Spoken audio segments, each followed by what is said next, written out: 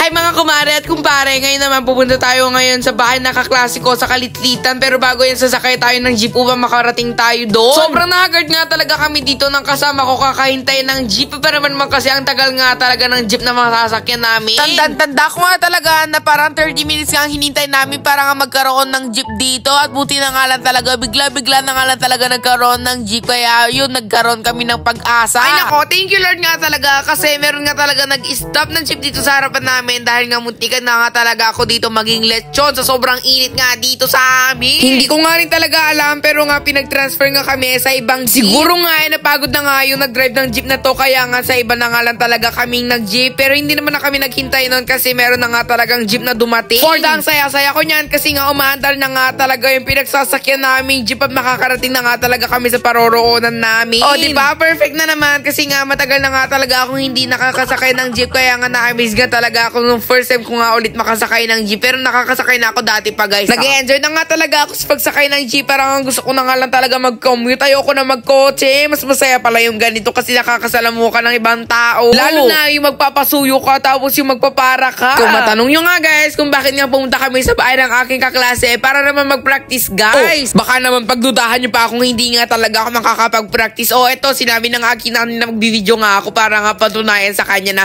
magpa-practice nga talaga kami. Mas maganda pa nga lang talaga lumanghap ng masariwang hangin kesa naman sa aircon sa kotse. Yung isip ko nga kahit nga nasa probinsya na nga talaga ako nakatira iniisip ko nga din talaga na sana probinsya vibes nga rin talaga yung nararamdaman ko kaya nga for the bukid-bukid ang atake natin ang naiisip natin tsaka yung mga fresh air. Maganda din naman sa mga city guys pero preferred ko nga talaga sa probinsya. Nakakatawa nga dito guys pero ba naman kasi kalagitnaan ng pagdadrive bigla na nga lang talaga nagpreno yung driver kaya nga nagulat nga din talaga ako. Akala ko naman may sumabit nga. Tawa-tawa nga talaga kami dito ng classmate ko kasi hindi nga talaga namin namamalayan nga may sasakay nga talaga. Diyos ko, pilit ko nga talagang pinapausog tong classmate ko kaya nga sikip-sikip na nga talaga pero nga si Lola dito nga sa isang side na umupo. Sobrang siksika na nga talaga dito mga Auntie Marie kaya hindi ko na nga talaga alam kung meron pa magsisiyan kapag may nakaamoy na auto. Pero wala naman problema sa akin dun guys. No worries, no problem. Bagkus ngayon natutuwa nga ako kasi nga nakakasalamuha nga talaga ako ng ibang tao. Ay ako nang gigigil nga naman talaga ako dito sa Jollibee na to dahil nga sobrang OA nga na naman talaga. Ang daming reklamo sa buhay mga be. Akala mo nga talaga first time nga talagang sumakay ng jeep. Ay naku be, ang tagal-tagal ko na sumasakay ng jeep Baka sabihin nyo na naman dyan na kinumpurong kiring ka rin. So guys, hindi ko na nga po pala guys na videohan yung pagbaba namin ng jeep. Ano ba naman kasi ang bilis talaga pumaro nung jeep promise. Ayun na si Princess. Asan? Ayun na pala si Princess. Ang perfect. Wala si Ricky. Wala pa naman. Saan yung bahay nyo? Ay, doon. Mas malayo pa yung bahay nyo? Mas malayo yung bahay nyo. Baka malayo. Medyo.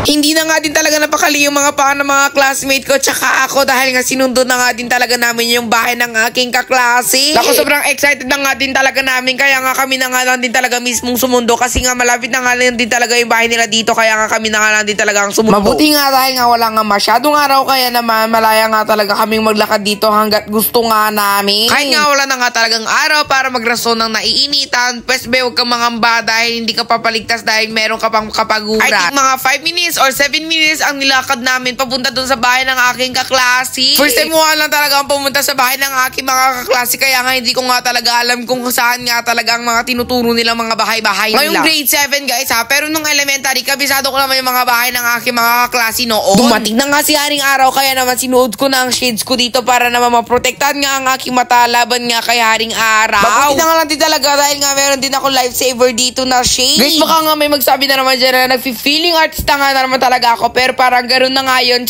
Syempre parang nga labanan nga ng shades ang mata ko laban sa araw. Hindi ko nga talaga namamalayan guys na malapit na nga pala dito ang bahay ng aking kaklase kaya naman nung nakita ko siya dun sa labas ng bahay nila syempre sigaw nga kami ng sigaw dyan dahil nga saya nga talaga namin. Akala ko nga kasi talaga guys hindi nga siya papayagan pero dun ako nagkakamali dahil nga pinayagan nga siya at may dala pa siyang pansit kanto na. Nauna na nga talaga akong tumawid sa mga kaklase ko sa sobrang tuwa nga talaga at excited dahil nga magkakasama na nga na naman talaga kami. Napadpad nga na naman talaga kami dito sa mga bukirin, kaya nga na peaceful of mind na naman ako. Charis, ano yun? Umakyat nga po pala kami dito sa rooftop ng bahay ng aking kaklase para naman talaga makapag-enjoy at makita nga talaga ang ganda ng view dito. Pero hindi rin namin kinaya ang sobrang init dito, kaya nga bumaba na nga lang din talaga kami. So nung pagkababa nga na talaga namin guys, medyo napahinga nga kami at kakain na nga kami ng pangtanghalian. Pero syempre kapag kakain hindi naman talaga mawawala ang pagdadasal, kaya nga nagdasal nga muna kami. Pero nagduduro-duruan nga talaga kami kung sino nga talaga ang magdadasal. Buti na nga lang talaga inaisipan nga namin na ang magdasal na nga lang talaga may-ari ng bahay.